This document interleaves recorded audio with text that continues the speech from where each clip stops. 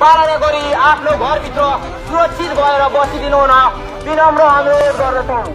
हामी तपाईहरुको सुरक्षाको लागि आएका हौँ। सुरक्षित भएर कर्फ्युलाई पालना गरिदिनु हुन हार्दिक अनुरोध गर्दछौँ।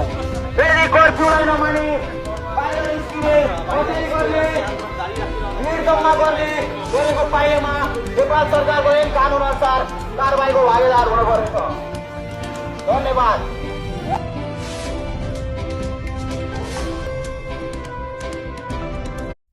पालना गरी आफ्नो घरभित्र सुरक्षित भएर बसिदिनु हुन विनम्र अनुरोध गर्दछौँ।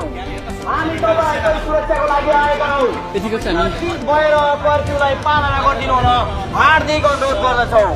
यदि कर्फ्युलाई नमाने बाहिर निस्किने, कसरी गर्ने, भिड जम्मा गर्ने गरेको पाइएमा नेपाल सरकारको ऐन कानुन अनुसार कारबाहीको भागीदार हुनुपर्छ। धन्यवाद।